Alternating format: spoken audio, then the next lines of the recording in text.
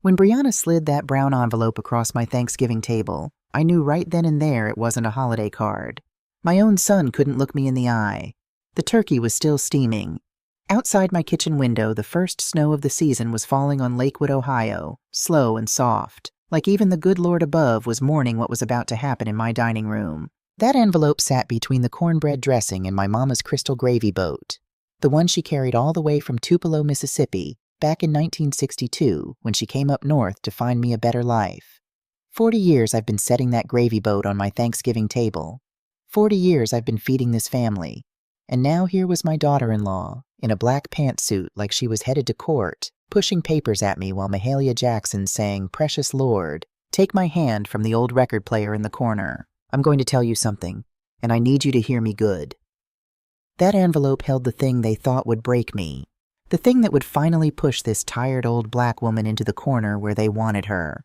But what they didn't know, what none of them knew, was that I had something in the pocket of my cardigan sweater, too. Something that arrived in my mailbox that very morning. Something my Harold, God rest his soul, had left behind for me 10 years ago.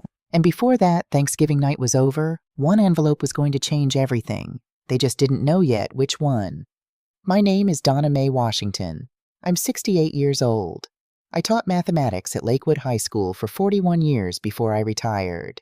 And I'm going to tell you about the Thanksgiving that gave me back my life.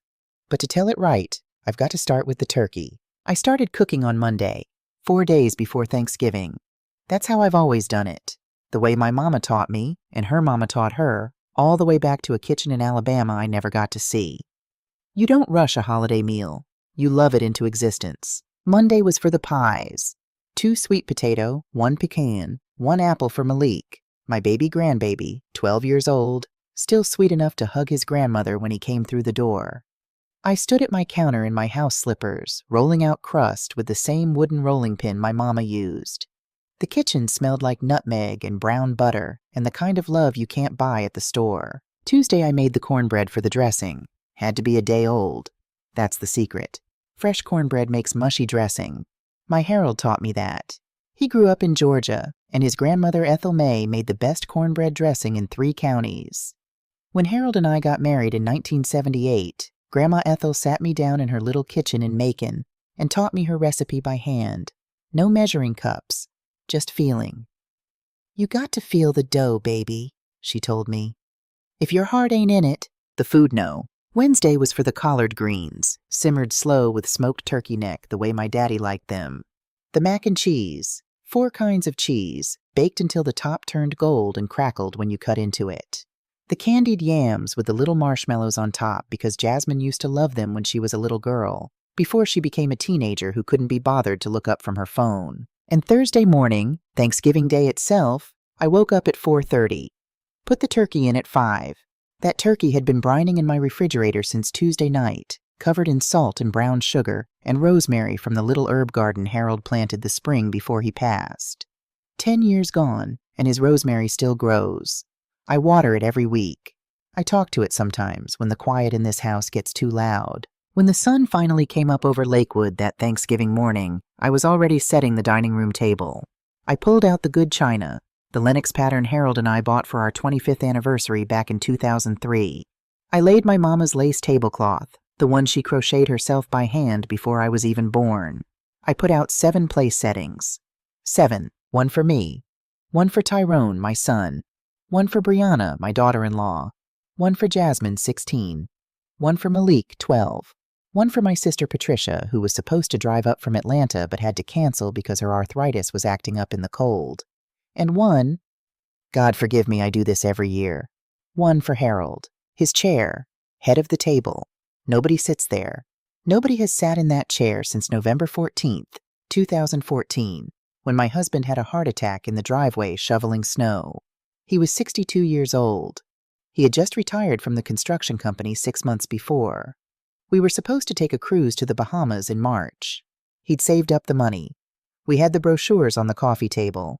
Now I'm going to be honest with you, because you're kin to me now, listening to this story. I talk to Harold's chair. I do.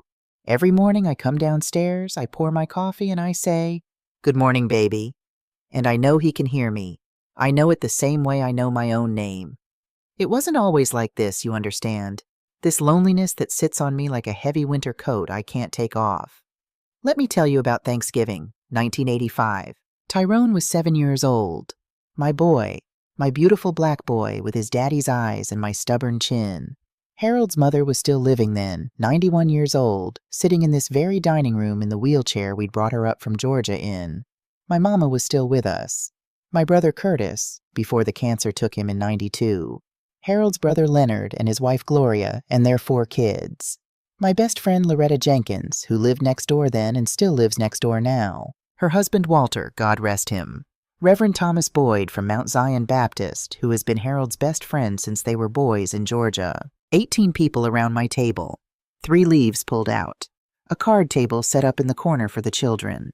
Harold stood at the head of the table in his Sunday suit, and he said grace in French. That's right, French. My Harold served in the Army in the 1970s, stationed in France for 2 years, and he learned just enough to bless a meal.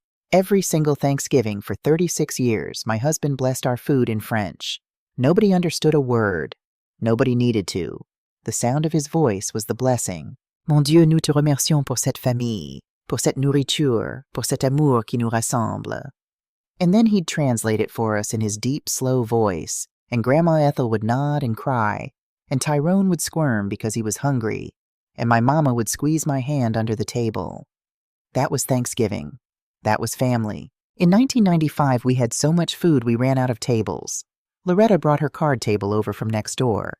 The cousins set up a whole kids' table in the kitchen. Malik's daddy Tyrone was in high school then, and his cousin Anthony, Leonard's boy, they were thick as thieves, laughing so loud the neighbors came over to see what was happening, and I fixed them plates too. The whole East Lakewood neighborhood smelled like our kitchen that day. That's what a black family Thanksgiving is supposed to smell like. Pine sol and cornbread and love. In 2014, 2 months before Harold passed, he sat at the head of this table for the last time. He carved the turkey with his big hands. He looked tired that day. I remember thinking it. I remember pushing the thought away. But he smiled at me across the table and he said, "Donna Mae, you outdid yourself this year." I didn't know it was the last time. If I had known, I would have memorized every single second. Then in 2019, Tyrone brought Brianna home for Thanksgiving for the first time. They'd been married 2 years by then. The wedding was in Cleveland, small, fancy, nothing like the big church wedding I'd hoped for. Brianna's family was there. Her mother, Veronica, a retired judge, cold as ice, barely shook my hand. Her father, some big attorney in downtown Cleveland. They sat on their side of the church and we sat on ours, and when the reception came, we barely spoke. I tried with Brianna. Lord knows I tried. I invited her to tea. She said she was too busy with work. I sent her a birthday card with a $100 bill tucked inside. She texted back, "Thanks, Donna. Not Mom, not Mama, just Donna."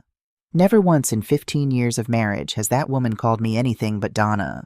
But I kept trying, because Tyrone loved her, because that's what mothers do. That Thanksgiving of 2019 was the first sign something had shifted. Brianna picked at her food, said she didn't eat mac and cheese because of the carbs, told Jasmine, who was 9 years old at the time, not to have seconds on the yams, kept checking her phone. And when it was time for dessert, she looked at my sweet potato pie, the pie my mama taught me to make, the pie I'd been baking every Thanksgiving since I was 12 years old. And she said, "Oh, I don't really care for sweet potato. Do you have anything else?" I laughed it off. I served her a bowl of fruit. But inside something small and quiet broke in me. And that crack has been getting wider every single year since. This year, the phone calls started coming 3 weeks before Thanksgiving. The first call was from Tyrone on a Tuesday night in early November. I was sitting in my recliner watching the news and the phone rang, and I saw his name on the caller ID, and my heart did that thing it does, that little skip, that flutter, because my son hardly ever calls me first. "Hey, Mama," he said. "Hey, baby. Listen, about Thanksgiving." Right there, right at the beginning. Listen, about Thanksgiving. Like Thanksgiving was a chore he was getting around to. "We might be running late," he said. "Brianna's got something going on at work that morning. We might not get there until 3 or 4. 3 or 4? I said. "Tyrone, the turkey will be cold by then." "I know, Mama, I'm sorry. We'll figure it out." Then a pause, a long one. and I could hear him breathing on the other end of the line, and I could hear him thinking, and I knew, the way a mother knows, that there was something else. "Mama," he said, "we need to talk to you about something. Something important. Me and Brianna. We'll bring it up when we see you." "What is it, baby? You can tell me now." No, it'll keep. We'll talk Thanksgiving." And he hung up. I sat in that recliner for a long time after that phone call. The news was still on. Somebody was talking about something in Washington. I wasn't listening anymore. 2 days later, a text message from Brianna. "Donna, just FYI. We won't be staying overnight this year. We need to head back to Cleveland Thursday night. And we need to discuss some things with you re the house and your living situation. We'll talk at dinner. Looking forward to it." Looking forward to it. Like we were scheduling a business meeting. I read that text message 15 times. I read it until the words stopped making sense. Your living situation. What did that mean? What living situation? I had a living situation. It was called living in my own house that my husband and I paid off 30 years ago. And then there was Jasmine, my granddaughter, 16 years old. The last time I saw her was in August, at her sweet 16th birthday party that Brianna threw at some country club in Shaker Heights. I drove out there with a card and a check for $500 tucked inside, and Jasmine opened it without looking at me, said "Thanks, Grandma," and turned right back to her friends. I didn't stay long. After that party, I texted her twice. Once in September, "How is school, baby?" Once in October, "Thinking about you. Love you." She never answered. Not once. 2 months of silence from my own granddaughter. But I want you to understand something.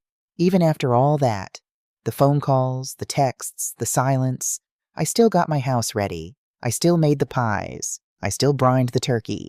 Because that's what a grandmother does. That's what a mother does. Hope is the last thing to die. My Harold used to say that.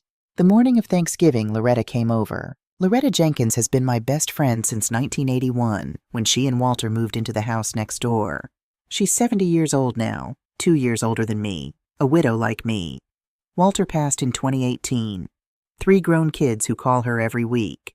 7 grandkids who actually come visit.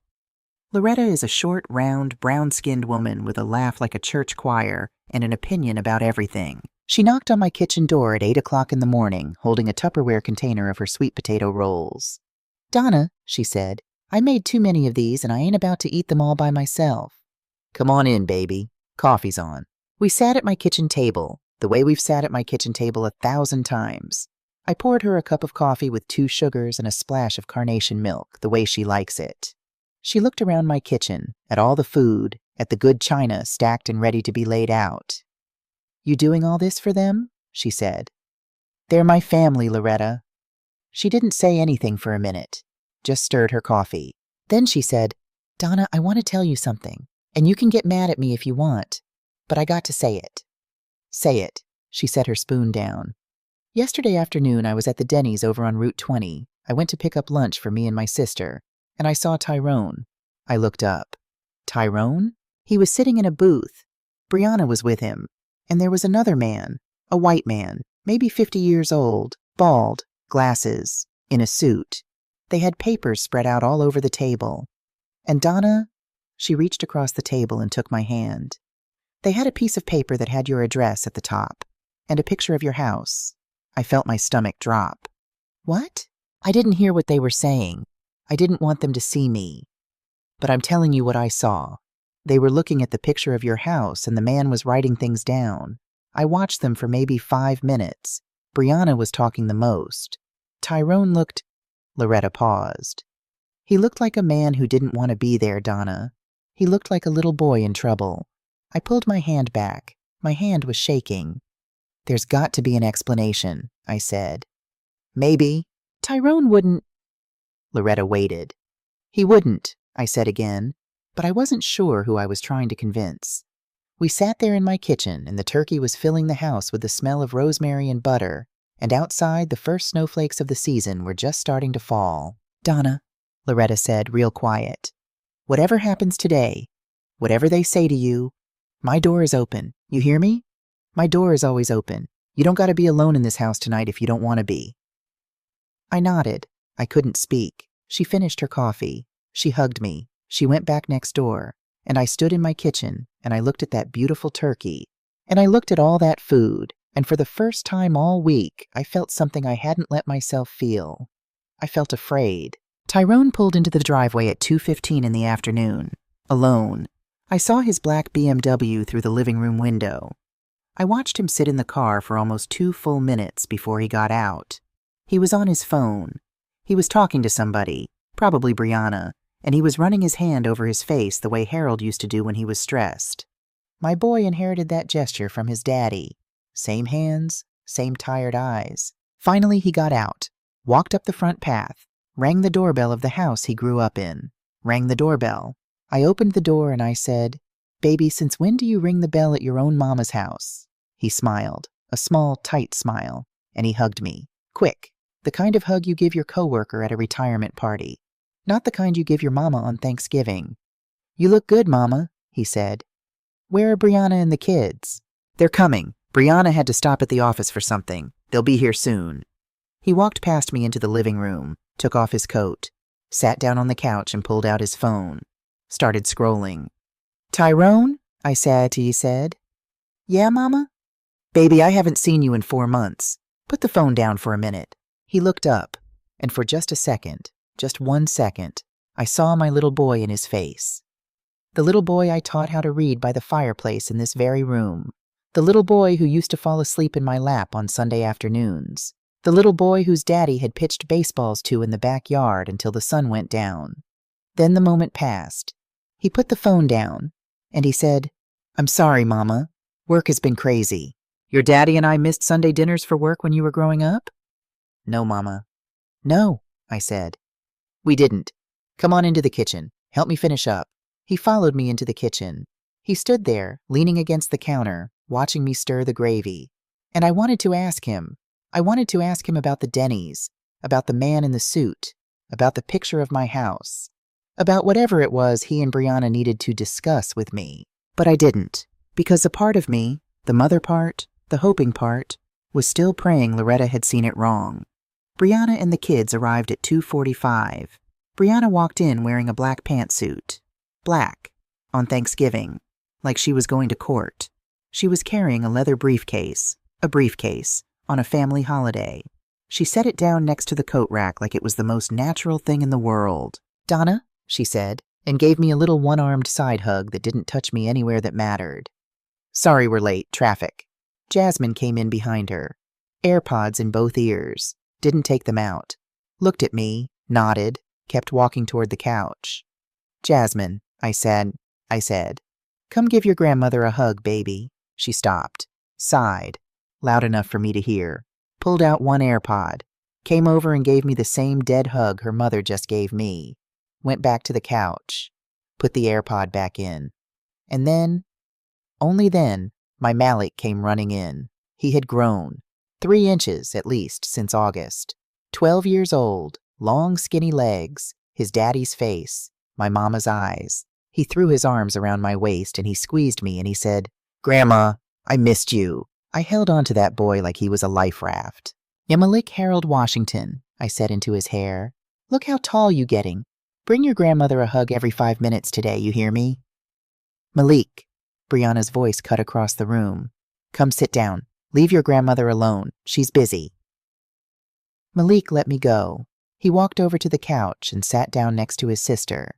And there it was. The first cut of the day. Leave your grandmother alone. She's busy. In my own house. Is the kitchen where I had been cooking for my own family for 4 days. Brianna had been in the house for less than 90 seconds, and she was already telling my grandbaby to stop hugging me. They stood in my living room like tourists in a museum. Brianna looked at the photographs on the mantelpiece. The wedding photo of me and Harold from 1978, the picture of Tyrone graduating from Ohio State, the baby picture of Jasmine, the picture of Malik at his first swim meet. She looked at them the way a real estate appraiser looks at things that need to be thrown out. "Donna," she said, "have you ever thought about maybe downsizing some of this? It's a lot of stuff." "It's not stuff, Brianna. It's my life." She smiled, thin. "Of course. I just mean, for practical purposes. The house is so big for one person. I've lived in this house for 42 years. Harold and I bought it in 1982. I know, she said. I just worry about you. Tyrone worries too. Don't you, Tyrone? Tyrone looked at the floor. Yeah, Mama. We worry. I walked back into the kitchen without answering. I stood at the stove and I stirred the gravy and I took 3 deep breaths. Hold it together, Donna. It's Thanksgiving. Hold it together. From the living room, I could hear Brianna talking to Jasmine in a low voice. I couldn't hear the words, but I could hear the tone. Business, strategy, like she was briefing a witness before a deposition. Jasmine said, When? Brianna said, At dinner, after we eat. I turned off the burner under the gravy. I took off my apron. I walked through my dining room, past the table I had set with my mama's lace and my good Lenox china, past Harold's empty chair at the head of the table, past the 7 place settings I had laid out with love. I stood in the doorway of my living room. My son was on the couch on his phone. My daughter-in-law was whispering to my granddaughter. My grandson was the only one who looked up at me. Dinner's ready, I said. Come to the table. And as they stood up, as they walked past me toward the dining room, I slipped my hand into the pocket of my cardigan sweater. The envelope was still there, the one that had come in the morning mail, the one with the return address of Whitfield and Associates, attorneys at law, 2847 Euclid Avenue, Cleveland, Ohio. The one I hadn't opened yet. I didn't know what was inside, but I had a feeling, the kind of feeling my mama used to call a knowing, that whatever Harold had left for me in that envelope, I was going to need it before this Thanksgiving dinner was over. They came to the table the way strangers come to a restaurant. Brianna sat down in the chair closest to the kitchen, the chair I had been sitting in for 10 years, ever since Harold passed. My chair. She didn't ask. She didn't look around. She just pulled it out and sat down and put her briefcase on the floor beside her feet. I stood in the doorway for a second, holding a basket of my hot rolls wrapped in a tea towel, and I watched her settle into my chair like she'd been sitting in it her whole life. Tyrone sat across from his wife. Jasmine sat next to her mother, AirPods still in, phone face down on the tablecloth like she was barely tolerating the inconvenience of a family meal. Malik slid into the chair next to his daddy and immediately reached for a roll. Malik, Brianna said. We haven't said grace yet. Malik put the roll back. That left 2 chairs, the one at the head of the table, Harold's chair, and the one at the foot, the chair I had laid out for myself this year because my own chair was occupied. I walked around the table. I set the basket of rolls down in front of Harold's empty place setting. I do that every year. I leave the rolls in front of his chair because he used to love the smell of them. And I sat down at the foot of the table, the foot of my own table, in my own house. I looked down the long stretch of my mama's lace tablecloth, past my mama's crystal gravy boat, past the turkey I had brined for 2 days, past the 4 faces that were supposed to be my family, and I looked at Harold's chair. Baby, I said to him in my head, I don't know how I'm going to get through this one. Well, I said out loud, let's bless the food. Everybody put their hands together. Even Jasmine, grudgingly. I bowed my head. I closed my eyes. I started the grace the way I have started every Thanksgiving grace since my husband passed 10 years ago. Heavenly Father, we come to you this Thanksgiving Day with grateful hearts. We thank you for the food on this table, prepared by loving hands. We thank you for the family gathered. Mom, I opened my eyes. Brianna was looking at me. She had her hand half raised, like she was flagging down a waiter. Sorry. Donna, sorry to interrupt. But do you think we could eat first and pray later? Malik is starving and I've got a headache and the food is getting cold. I looked at her. I looked down the length of that table. I looked at my son. Tyrone, my Tyrone, 42 years old, graduate of Ohio State, father of 2, did not say one single word. He didn't tell his wife, let Mama finish the prayer. He didn't say, Brianna, come on, it's Thanksgiving. He didn't even look at me. He picked up his napkin and unfolded it in his lap. Donna, Brianna said, waiting. I closed my mouth. I put my hands down in my lap. I said, go ahead and eat. That's the thing about 50-something years of being a black woman in America. You learn to swallow things. You learn to smile when you want to scream. You learn to say, go ahead and eat, when your heart is breaking into pieces underneath the table. 40 years. For 40 years, I had said a full grace at this Thanksgiving table. Harold started it in 1978 when we got married. When he died in 2014, I picked it up. I picked it up, Every year since, I have thanked God for this family at this table. And that afternoon, November 28th, at 3:04 p.m. on Thanksgiving Day, for the first time in 40 years, nobody said grace in this house. Malik looked confused. "Grandma, don't you want to—" "Eat your food, baby," I said softly. "Grandma's fine." We ate for maybe 10 minutes in a kind of pretend silence. Forks on china, the sound of Brianna chewing, Jasmine texting with one hand under the table, thinking I couldn't see her. Tyrone said the turkey was good. Malik had 3 helpings of mac and cheese, and I watched him and felt my heart get a little bit warmer. Brianna ate almost nothing, pushed her food around her plate, took 3 small bites of collard greens and said, "These are really salty, Donna." "That's how we make them," I said. She said. And then, when Tyrone had finished his second plate, Brianna put down her fork. She wiped her mouth very carefully with the linen napkin. She folded the napkin and set it beside her plate. She reached down to the floor beside her chair. She lifted up her briefcase. She set it on my mama's lace tablecloth, right between the turkey and the stuffing, and she clicked it open. "Donna," she said, "Tyrone and I have been talking, and we think now is a good time to discuss your situation." "My situation." "Your living situation. This house. Your future." I looked at Tyrone. He was staring at his plate like the answer to his whole life was written in the gravy. "What about it?" I said. Brianna pulled out a manila folder. She set it on the table. "Donna, this house is 42 years old. It's a 4-bedroom, 2-story house in a neighborhood that, let's be honest, isn't what it used to be. The property values on this street have dropped 12% in the last 5 years. The roof is going to need replacing within 2 to 3 years. The furnace is from 1998. There's a crack in the foundation on the north side that—" "Brianna, let me finish, Donna. This is my house, which is exactly what we need to talk about." She opened the folder. "We've been in contact with a wonderful senior community in Columbus. It's called Magnolia Gardens.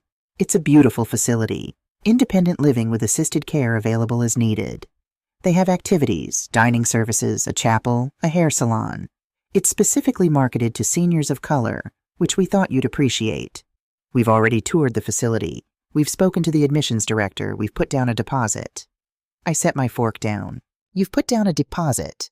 $2,000, fully refundable until January 15th. But Donna, listen, there's a 1-bedroom unit available starting February 1st, and these units go fast. We wanted to lock it in before the holidays." The room was spinning a little bit. Not a lot, just a little. I turned and looked at my son. "Tyrone?" He wouldn't look at me. "Tyrone Harold Washington. Look at your mother." He looked up. Do you know what I saw in my son's eyes? I saw a 42-year-old man who had never, not once, stood up to his wife in 15 years of marriage. I saw a man who had traded his own mother for peace in his own house. I saw Harold's face and Harold's eyes and none of Harold's spine. "Did you know about this?" I said. "Mama, did you know?" "We were going to tell you. We wanted to do it in person where we could all—" "Did you know, Tyrone?" He closed his eyes. "Yes, Mama, I knew." I looked back at Brianna. She was reaching into the briefcase again. This time she pulled out a thicker folder. Official-looking, embossed. The kind of folder a lawyer brings to a hearing. "Donna, there's more. We've also had some paperwork prepared. It's a durable power of attorney. What it does is it allows Tyrone to manage your financial affairs and your medical decisions if something were to happen to you. It's a very standard document for seniors. Both of my parents signed one 10 years ago. It's just responsible planning." She slid the folder across the table toward me. "We just need your signature. We brought a notary. Well, I'm a notary, actually, so we can get it done right here, tonight. That way it's handled, it's off the list, you can enjoy your holidays without worrying." I looked at that folder. I looked at my daughter-in-law's perfectly manicured hand still resting on top of it. And here is what I understood, sitting at the foot of my own Thanksgiving table. They had planned this. For weeks, maybe for months. The trip to Denny's that Loretta saw, that was the real estate man. They had already had my house appraised. They had toured a retirement home in Columbus. They had put down a deposit without asking me. They had drafted legal documents. Brianna had brought a notary stamp in her briefcase to my house on Thanksgiving Day, like a hunter bringing a trap to a holiday dinner. This was not a conversation. This was an ambush. And the man on my right, The man I had carried for 9 months and raised for 42 years, my son, had known about every single piece of it. My hands were shaking. I put them in my lap where nobody could see. "Tyrone," I said, and my voice was so quiet I barely heard it myself. "Do you actually think I need to leave the house your father built?" Tyrone opened his mouth. He closed it. He opened it again. "Mama, Brianna has a point. The house is a lot. You're alone here. What if you fell? What if something happened in the middle of the night? We can't be driving back and forth from Cleveland every time. You haven't been in this house in 4 months, Tyrone." "That's exactly my point, Mama. I can't be here. I've got a job. I've got a family. We need a system. A system. A plan. A plan for your care. My care. Mama, please don't do this." "Don't do what, Tyrone? Don't sit here at my own table and ask my own son why he's trying to take my house?" And that's when Malik said it. My baby, 12 years old, sitting next to his daddy with a plate full of mac and cheese, listening to grown folks fight and not understanding why, looking for something normal to say. "Mommy," Malik said, "when we move in, is my room going to be the one upstairs with the blue wallpaper?" Silence. Total, complete silence at that table. You could have heard a pin drop on my mama's lace tablecloth. Jasmine's eyes went wide. She pulled out both her AirPods for the first time all afternoon. Brianna's face went gray. Tyrone closed his eyes like a man who had just been shot. "Malik," Brianna whispered, "be quiet, baby." But Malik wasn't reading the room. Malik was 12 years old and innocent, and he kept going. "You said I could pick between the blue room and the room with the window seat, and Jasmine said she wanted the big room at the end of the hall because it has its own bathroom." "Malik, stop talking. Now." Malik stopped. He looked at his mother. He looked at me. And for the first time in his young life, I watched my baby grandson figure out that something was very, very wrong. "Grandma?" he said in a small voice. I didn't answer him right away. I was looking at Jasmine. "Jasmine," he said. "Look at me, baby." She looked up from the table. "Did your mama and daddy already tell you which rooms you were going to have in Grandma's house?" Jasmine's eyes filled up with tears. "Grandma, I'm sorry. I told Mama I didn't want to." "Jasmine, shut up," Brianna snapped. "Don't you talk to my grandbaby like that in my house," I said. It was the first time I had ever raised my voice at my daughter-in-law. 15 years. First time. I stood up. I stood up at the foot of my own Thanksgiving table, and I looked down the length of my mama's lace tablecloth, and I looked at the 4 people who had come into my house on Thanksgiving Day to steal it from me. "Let me make sure I understand," I said. "I was not yelling. I want you to know that. I was not yelling. I was speaking the way I used to speak to my worst students in 41 years of teaching, the students who thought they could lie to me, the students who thought I was old and tired and wouldn't notice. Low and slow and clear. You did not come here today for Thanksgiving dinner. You came here to put your grandmother in a home in Columbus and move into her house. You had my house appraised. You toured a facility. You put down a deposit. You had legal papers drafted. You already picked out bedrooms. You told my grandchildren they were going to live here. And you came to my house on Thanksgiving with a notary stamp and a folder, expecting me to sign my life away over sweet potato pie. Donna, I am not finished, Brianna. She shut her mouth. You did all of this without ever once, not one time, asking me what I wanted. You did all of this without ever once asking me if I was afraid, if I was lonely, if I needed help, if I was sick, if I could manage. You did all of this because you looked at me. You looked at this old black woman in this big old house, and you did the math. I looked at my son.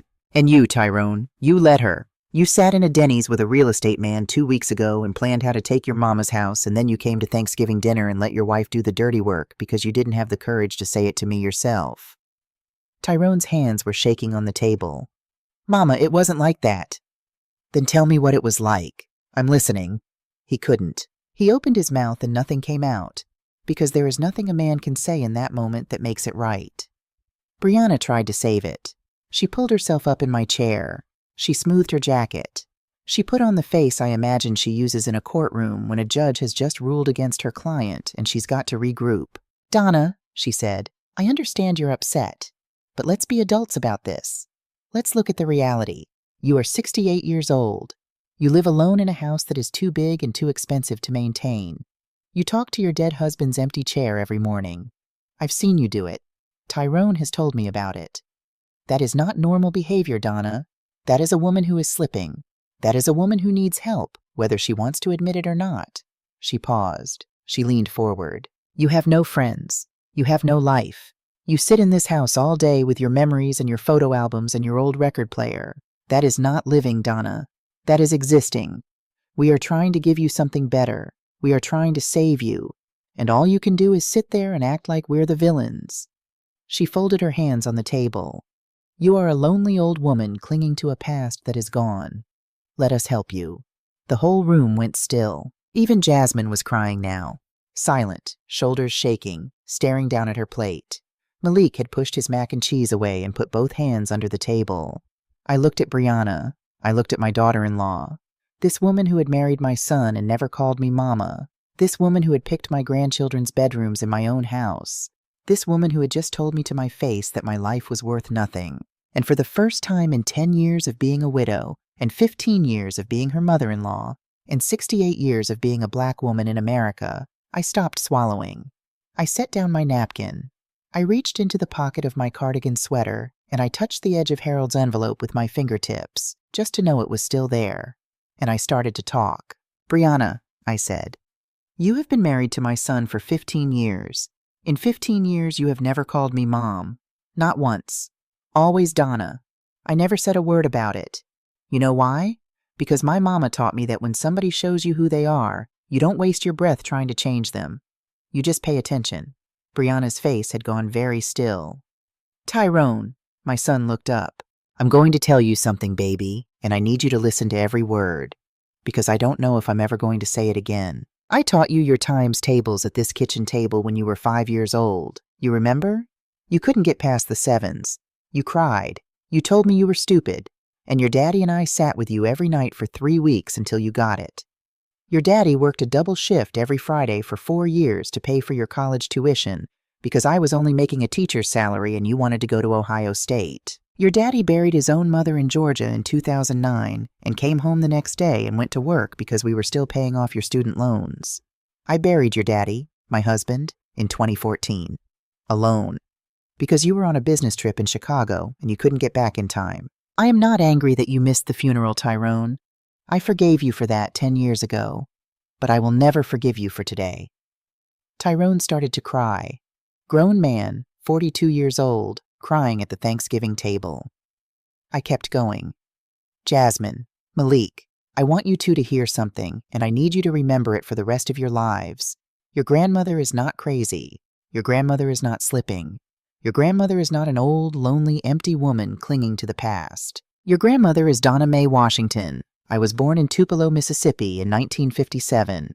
I walked 3 miles to the colored school every day in 1962 when I was 5 years old, and white children threw rocks at me and my brother Curtis and called us names I will not repeat at this table. I graduated from Howard University in 1978, the first person in my entire family tree to set foot in a college classroom. I taught mathematics to 1,847 children in 41 years at Lakewood High School. I married your grandfather Harold and we built this house together, board by board, nail by nail, because the white banks in this town would not give a black couple a mortgage in 1982, and we had to scrape the down payment together ourselves. I am not empty. I have never been empty. I am full of things your mother will never understand. I turned back to Brianna. Brianna, you called me a lonely old woman. Sweetheart, listen to me carefully. I am alone. I am not lonely. There is a difference, and you are too young and too hard to know it yet. I hope one day you learn. You said I have nothing. I have the name my father gave me. I have the education I worked for. I have 41 years of students who still send me Christmas cards. I have my faith. I have my best friend of 43 years, who lives next door and who loves me. I have a husband in heaven who is watching this conversation right now, and who is, I promise you, very angry at what is happening at this table. And I have something else, Brianna, something you don't know about. I let that sit. Something you are about to find out. I pushed back my chair. I stood up straight. I looked at my family, what was left of it, one last time. I am going to Loretta's house for the rest of Thanksgiving. I am taking my coat. I am taking my purse. I am taking nothing else. I will be back tomorrow morning at 9 o'clock. When I come back tomorrow, I expect this house to be empty. I expect all of you to be gone. I expect you, Brianna, to take that folder with the legal papers and the retirement home brochures with you when you leave. I will not be signing anything. Not today. Not ever. Tyrone, I love you. I will always love you. You are my son. Nothing you do will ever change that. But I am not going to see you or your wife for a very long time. How long, I don't know yet. Don't call me. I will call you when I am ready, if I am ever ready. Jasmine, Malik, you are not in trouble. None of this is your fault. You are welcome in this house any time by yourselves. You hear me? Anytime. Grandma loves you. Grandma will always love you. Malik started crying. I walked around the table. I bent down. I kissed the top of his head. I walked past Jasmine, and Jasmine grabbed my hand, and she held on for 1 second. Just 1 second. Silent, trembling. And then she let go. I walked to the coat rack in the front hall. I put on my winter coat. I put on my scarf. I picked up my purse. I opened my front door. The snow was coming down harder now. The whole front yard was white. I stepped out onto my porch and I closed the door behind me. I did not slam it. I just closed it. Loretta opened her door before I even knocked. She had been watching out the window. Of course she had. That's what best friends do on Thanksgiving Day when they know something bad is about to happen. She took one look at my face. She opened her arms. She said, "Come on in, baby. Come on in." Her kitchen smelled like pumpkin pie and coffee. She sat me down at her table, a round table with 4 chairs, the kind of table where nobody sits at the foot, and she poured me a cup of coffee with 2 sugars and a splash of carnation milk. I didn't cry. I thought I would, but I didn't. Not yet. Loretta sat down across from me. "Do you want to talk about it?" she said. "Not yet." "Okay." "Loretta." "Yeah, baby." "Can I show you something?" Of course. I reached into the pocket of my cardigan sweater. I pulled out the envelope, the one that had come in the morning mail, the one with the return address, Whitfield and Associates, attorneys at law. I had not opened it yet. I had been saving it. I had been carrying it with me all day like a secret, like a prayer. Loretta looked at the envelope. She looked at me. "What's that, Donna?" "I don't know. It came in the mail this morning. It's from a lawyer. I've never heard of him. But I think—" I turned the envelope over in my hands. "I think it's from Harold." Loretta went very still. "From Harold?" "Harold has been gone 10 years, Loretta. I know that.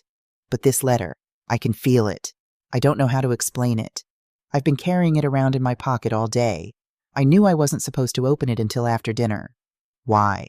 Because my husband always had a way of showing up exactly when I needed him. And something in me knew, I knew, Loretta, that today was going to be the day I needed him most. I slid my finger under the flap. I opened the envelope. Inside was a letter, typed on heavy paper, and a smaller envelope, sealed, with my name on it in Harold's handwriting. Donna Mae, just like that, the way only he called me. The typed letter was from a man named Mr. Reginald Whitfield, Esquire. I read it once. I read it again. My hands started to tremble, and then my whole body started to tremble, and Loretta reached across the table and grabbed both of my hands to steady me. "Donna, what does it say? What does it say, baby?" I couldn't speak. I pushed the letter across the table. Loretta read it. Her mouth fell open. She looked up at me. She said, "Oh, my Lord. Oh, Donna. Oh, sweet Jesus." And then, finally, I started to cry. Because my Harold, who had been gone for 10 years, my Harold who was buried in Lakewood Cemetery under a marble headstone that I visited every single Sunday after church, my Harold who I talked to every morning over coffee in an empty kitchen, my Harold had left me something he had been building in secret for years before he died, something that was going to change everything. The letter from Mr. Whitfield was short, legal, careful. It said that his firm had been holding a sealed envelope and a set of documents on behalf of Mr. Harold James Washington, deceased since September of 2014, 2 months before my husband passed. It said that per Mr. Washington's written instructions, the enclosed envelope was to be delivered to Mrs. Donna Mae Washington on a specific triggering condition. The triggering condition was this: When Mrs. Washington initiates contact with the firm requesting legal counsel regarding estate or family matters, or upon the first Thanksgiving following any substantial family discord reported to the firm by designated parties.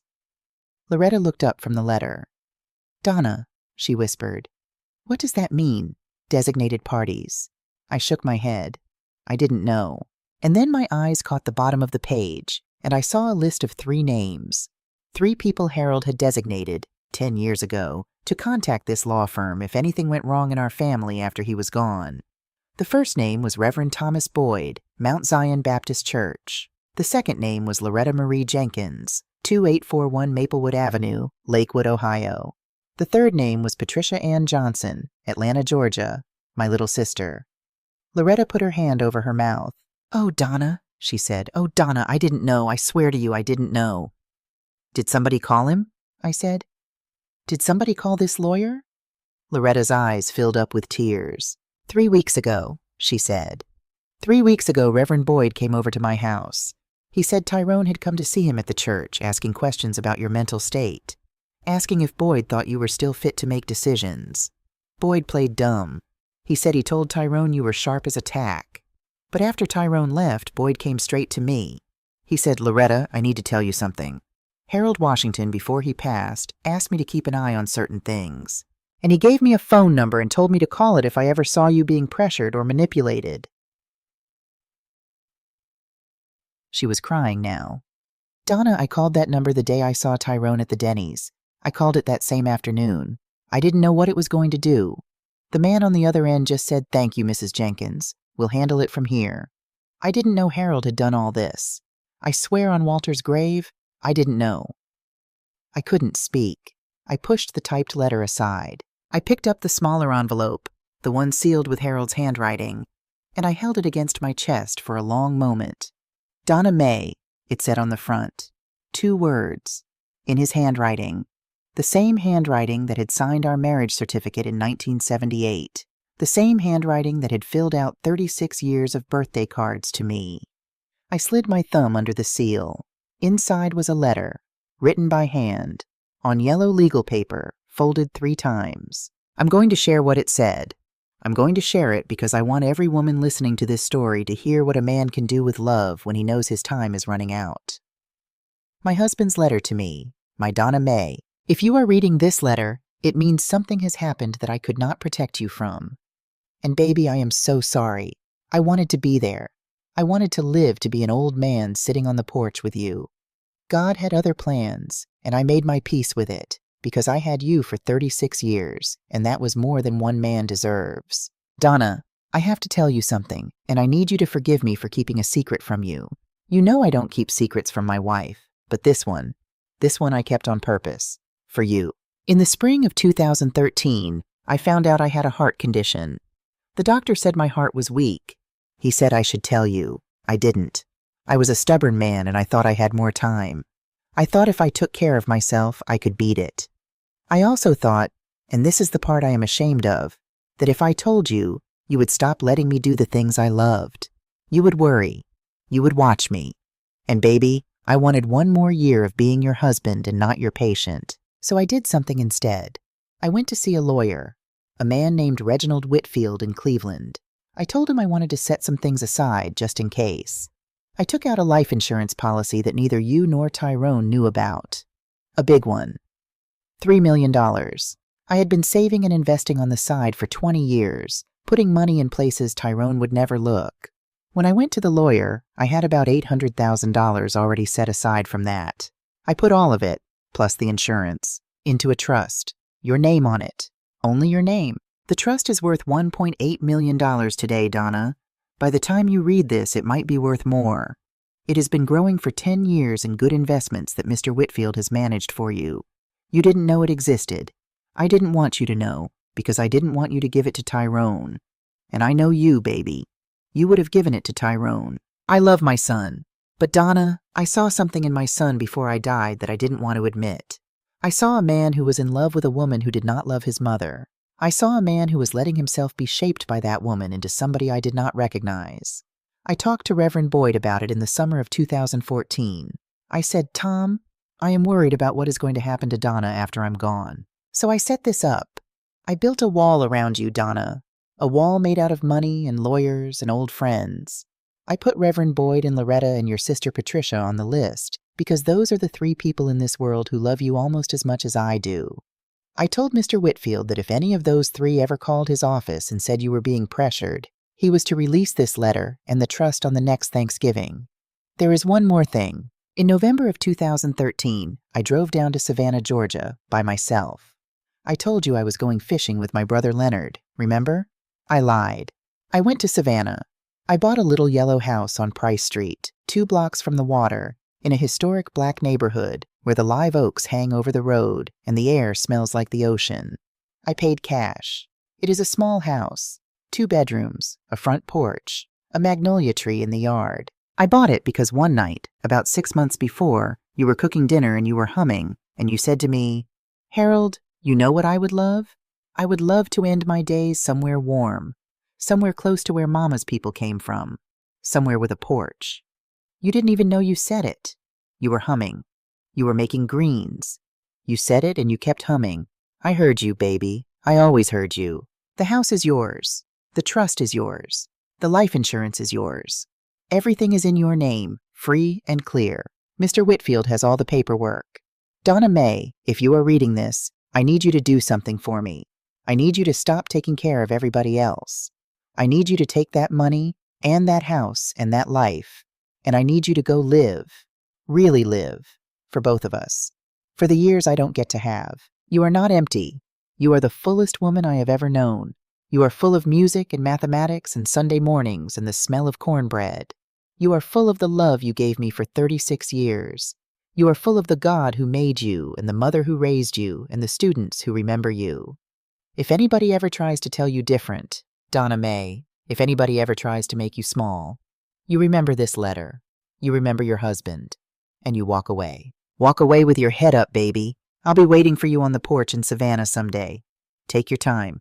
Take all the time you need. Your Harold, November 2nd, 2014. I read that letter 3 times. Loretta was crying next to me. I was crying too. I was crying so hard I couldn't breathe, and she was holding me, and we were holding each other at her kitchen table on Thanksgiving night, and outside the snow just kept coming down. My Harold. My Harold had seen it coming. 10 years ago, before it even happened. He had known what Brianna was going to be. He had known what Tyrone was going to become. He had known I was going to need a way out, and he had built one, board by board, dollar by dollar, in secret. For me, I stayed at Loretta's house that night. I didn't sleep, not really. I lay in her guest bedroom with Harold's letter folded on the pillow next to me, and I stared at the ceiling, and I had one long conversation with my husband in the dark. "Harold," I said, "I don't know if I can do this." "Yes, you can." "Harold, I'm scared." "I know you are." "Harold, what if I leave and Tyrone never speaks to me again?" "Then that is a choice Tyrone has made. It is not a choice you made for him." "Harold, what if Malik forgets me?" "Malik won't forget you.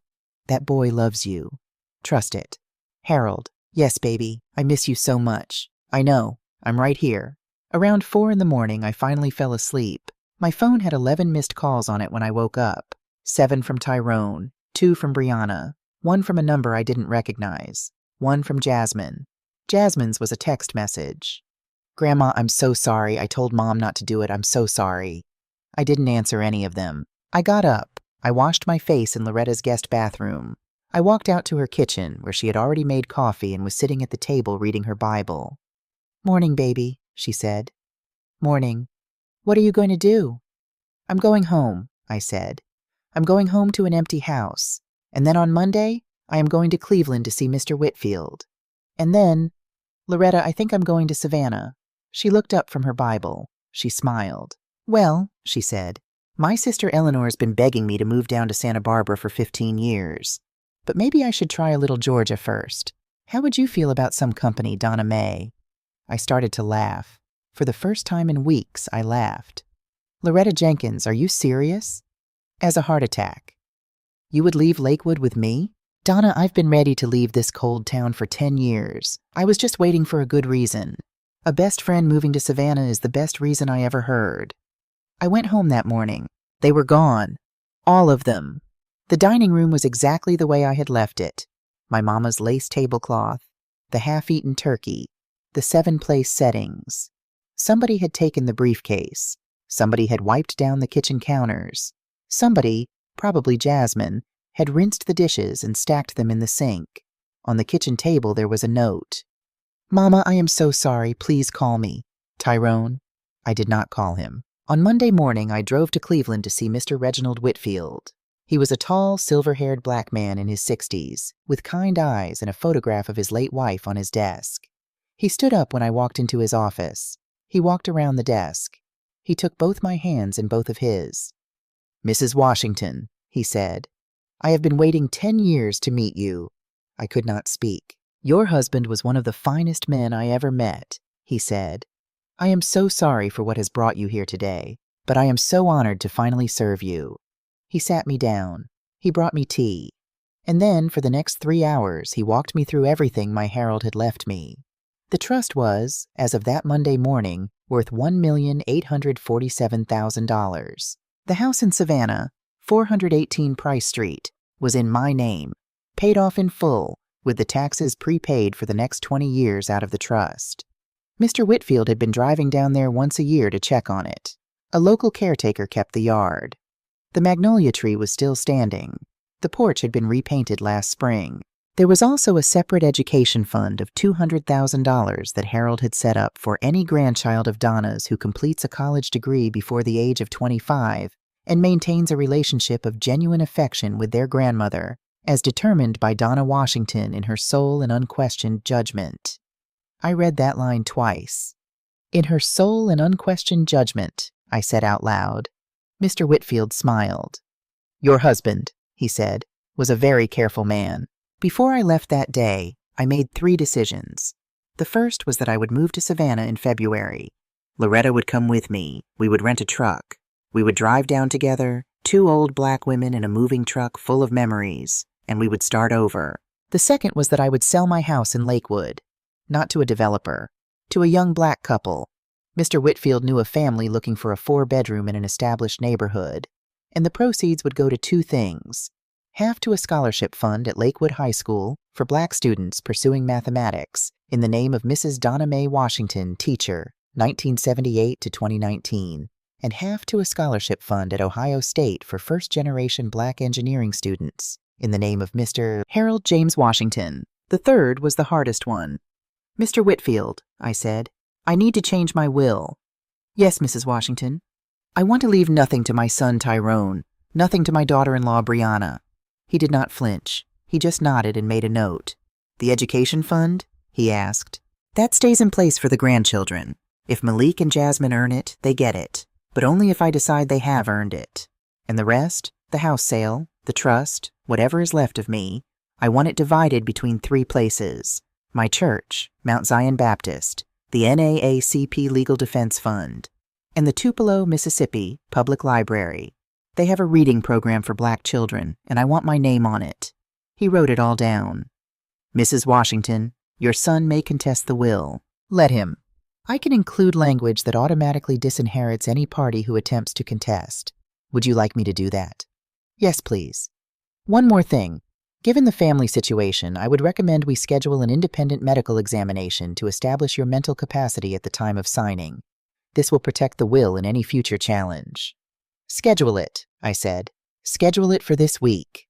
Reverend Thomas Boyd came to see me that Wednesday evening. He sat in my living room, Harold's old living room, with the photograph of Harold on the mantel, and he held his hat in his hands and he cried. "Donna," he said, "I didn't know it had gotten this bad. I knew Harold was worried. I knew he had put some things in place. But I didn't know Tyrone was going to do what he did. Thomas, you didn't do anything wrong? Harold called me, Donna, a week before he passed. I'll never forget it. He said, 'Tom, if there ever comes a day when Donna shows up on your doorstep with a wound I wasn't there to stop, you remind her. You remind her that she is the strongest woman I ever knew.'" Reverend Boyd looked up at me. "Donna Mae, I am telling you today what Harold told me to tell you. You are the strongest woman he ever knew. You are the strongest woman I know. And you are going to be all right." I did not cry that time. I just nodded. I said, "Thank you, Thomas. Thank you for keeping your promise to my husband." Tyrone called me 43 times between Thanksgiving and Christmas. I did not answer once. He sent 6 letters. I read them. I did not respond. Brianna sent 1 email. It was long and full of legal language and veiled threats about contesting any changes to my will. I forwarded it to Mr. Whitfield. He handled it. Jasmine sent me a Christmas card. Inside the card, she had written, "Grandma, I don't expect you to forgive me. I went along with everything. I knew what Mom and Dad were planning and I didn't tell you. I was a coward. I'm so sorry. I love you. Jasmine." I kept the card. I put it on my refrigerator. I did not respond to it that Christmas. But I did not throw it away. On February 15th, Loretta and I drove out of Lakewood, Ohio, in a Penske truck full of my memories and hers. We took I-71 south to Columbus, I-70 east to Wheeling, down through West Virginia and the Carolinas. We stopped at a motel in Charlotte. We stopped at a Cracker Barrel in South Carolina. We laughed until we cried. We cried until we laughed. 3 days later, we pulled up to 418 Price Street in Savannah, Georgia. The house was exactly like Harold had described it. Yellow clapboard, green shutters, a wide front porch with a swing, a magnolia tree out front, bare for winter, but alive. The street was lined with live oaks dripping Spanish moss. Across the street, an older black gentleman was sweeping his porch. He waved at me. I waved back. I stood in the front yard of the house my husband had bought me 10 years ago, a secret he had kept with love, and I put my hand on that magnolia tree and I said out loud, "Harold, I'm home." That first year in Savannah was the best year of my life. I'm 69 years old. I know how that sounds, but it is the truth. I joined a book club at the Bull Street Library. I started a tutoring program for black middle schoolers who were struggling with math, for free, 3 afternoons a week, at the community center. I went to a new church, First African Baptist on Franklin Square, which is one of the oldest black churches in America. I sat in a pew that my ancestors might have sat in, and I cried during every hymn for a month. I met a man. Don't get any ideas. His name is Mr. James Coleman. He is 71 years old. He is a retired history professor from Savannah State University. His wife passed 8 years ago, cancer. He has 2 grown daughters who live in Atlanta. He came to the book club because his daughter signed him up against his will. He sat next to me the second week because his regular seat was taken. He made a joke about the book we were reading. I laughed. He smiled. We have been having dinner together once a week for 6 months now. He is not Harold. Nobody will ever be Harold. But Mr. Coleman is a good man. He is kind. He listens. He does not try to fix me or manage me or move me anywhere. He just likes to sit with me on my porch and drink iced tea and talk about history books. My sister Patricia drove down from Atlanta in April to see my new house. She cried when she walked in. She said, "Donna, Harold would be so proud." I said, "I know, Pat, I know." Malik wrote me a letter in June, a real letter, in an envelope, with a stamp. He was 13 years old by then. "Dear Grandma, I know Mom and Dad told me not to write to you. I'm doing it anyway. I'm sorry about Thanksgiving. I didn't know what was happening. When I said that thing about the blue bedroom, I didn't understand I was hurting you. I know now. I'm really sorry, Grandma. Mom and Dad fight all the time now. Dad sleeps on the couch sometimes. Jasmine is going to Spelman in the fall. She said she is going to visit you when she can. I don't have your address because they won't tell me. If you get this letter, can you please write back? I miss your mac and cheese. I miss you. Love, Malik. P.S. I am on the swim team and I won a medal. I wish you could have seen it." I wrote him back that same day. I did not tell his parents. We have been writing letters every 2 weeks since. Real letters. On paper. Because my Harold taught me that some things are too important to send in a text message. Thanksgiving came around again. 1 year since the night I walked out of my own dining room. I woke up that morning in my little yellow house on Price Street. The sun was coming up over the live oaks. I heard a mockingbird in the magnolia tree out front. I put on my robe and my slippers. I went into my kitchen, my new kitchen, with the butter yellow cabinets and the window that looks out on the back garden, and I put on the coffee. I started the turkey at 6, brined in brown sugar and rosemary. My mama's recipe, the way I had made it for 40 years. The guest list this year. Loretta Jenkins, who lived now in a little pink house 4 blocks away from me on Habersham Street.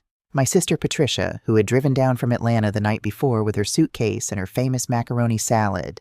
Mr. James Coleman, with a bottle of sparkling cider and a shy smile. Reverend Edmund Clark from First African Baptist, who had become my new pastor and my friend. 5 people. Around a round table. I bought a round table on purpose because I was done with the foot of the table and the head of the table. Everybody sits at the middle now. That is the rule in my house. 5 place settings. 1 empty chair for Harold, because some traditions are too sacred to let go. I was in the kitchen, stirring the gravy, when the doorbell rang. I looked at the clock. It was 2:30. Patricia was already here. Loretta was already here. James wasn't supposed to come until 3. Reverend Clark until 3:30. "Pat," I called, "can you get the door?" Patricia walked to the front door. I heard her open it. I heard her gasp. "Donna," she said. "Donna, come here, right now." I wiped my hands on my apron. I walked to the front door. Standing on my porch, my 13-year-old grandson, in a too big winter coat, holding a red duffel bag, with snowflakes melting in his hair. Alone. By himself. On my porch in Savannah, Georgia. "Malik," I whispered. "Hi, Grandma," he said. He was shaking. From the cold or from the fear, I don't know. "How did you get here, baby?" "I took a bus," he said. "I've been planning it for 6 weeks. I saved up my allowance. I got the address off the return envelope from your last letter. Mom and Dad think I'm at a swim meet in Columbus. Grandma, I'm sorry. I know I'm in trouble, but I had to come. I had to see you. I wanted to have Thanksgiving with you." I dropped to my knees on the front porch. I pulled that boy into my arms, and I held him, and I cried into his hair the way I had cried at Loretta's kitchen table 1 year before. "Baby," I said, "you are not in trouble. You are not in trouble. Come inside. Come inside, baby. Grandma's got you." I called Tyrone from my kitchen 20 minutes later, the first time I had spoken to my son in 1 year. "Mama?" he said. His voice was shaking. "Mama, is that you?" "Tyrone, Malik is here. He is safe. He is with me in Savannah. He took a bus down here by himself. He is going to stay for Thanksgiving dinner tonight. Tomorrow morning I am going to put him on a plane back to Cleveland. I will pay for it. You do not need to come get him. Do you understand what I am telling you?" A long silence. Then my son said, "Yes, Mama, I understand." "Tyrone, yes, Mama. Your son just took a Greyhound bus for 16 hours by himself because he missed his grandmother. I want you to think about that tonight. I want you to sit with that." "Mama, I'm so sorry." "I know you are, baby. I am not ready to talk to you yet, but I am not angry anymore. I want you to know that. I am not angry. I am just tired. When I am ready, I will call you. Do not call me. Do you hear me?" "Yes, Mama." "Tyrone, one more thing. Your daddy loves you, from wherever he is. He loves you. You remember that." I hung up the phone. I stood at my kitchen sink for a full minute, holding on to the counter. Then I wiped my eyes. Then I went back to my living room, where my grandson was sitting on the couch eating a piece of cornbread, and I said, "Come on, baby. Come help your grandmother set the table." That Thanksgiving dinner was the best meal I have ever eaten in my life. 5 of us around a round table, 6 counting Harold's chair. Malik sat to my right, Loretta to my left, Patricia across from me, James next to Patricia, Reverend Clark at the empty spot, blessing the food in a voice that shook the windows. He said the grace in English. He said, "Lord, we thank you for this food. We thank you for this family that is being rebuilt, one hungry child at a time. We thank you for Mrs. Donna Mae Washington, who walked out of one life last Thanksgiving and walked into a better one by the grace of God and the love of her husband. We thank you for second chances. We thank you for magnolia trees. We thank you for Greyhound buses and brave grandsons. In Jesus' name, amen." Everybody said amen. Malik said amen the loudest. And I looked across the table at that empty chair, and I winked at Harold, and I swear to you on my mama's lace tablecloth and my daddy's grave, I heard him laugh. After dinner, I stood at my kitchen window. Malik was out in the yard with Mr. Coleman, getting a tour of the magnolia tree. Loretta and Patricia were in the living room, laughing about something. Reverend Clark was eating a second piece of sweet potato pie. My phone buzzed. It was a text message from Tyrone. "Mama, can Brianna and I come visit sometime? Just us. No agenda. I just want to see you. I have a lot to tell you." I looked at that message for a long time. I did not answer it right away. I put the phone down. I watched my grandson laughing in my front yard. I thought about what my Harold had said in his letter. You remember this letter, you remember your husband, and you walk away. But my Harold had also said something else. He had said, forgiveness is not for them, it is for you. I will answer Tyrone's text message, but I will answer it in my own time, in my own way, when I am ready, because that is what Harold left me at the end of all of it. Not money, not a house, not a trust. He left me the right to choose. They called me empty. They called me a lonely old woman clinging to a past that was gone. They were wrong. It turns out I was never empty. I was just never allowed to be filled with things that actually belonged to me. Now I am 69 years old. I live in a yellow house on Price Street in Savannah, Georgia. I have a best friend 4 blocks away and a sister who visits every other month, and a gentleman caller who brings me sparkling cider. I have a grandson who loves me enough to get on a bus by himself. I have a granddaughter who is starting to write me letters from college. I have a church and a book club and a math tutoring program and a magnolia tree. I have a husband in heaven who built me a door when nobody else would. And I have a table, my own table, where I sit at the middle, where everyone is welcome, where nobody ever gets to tell me I am empty again.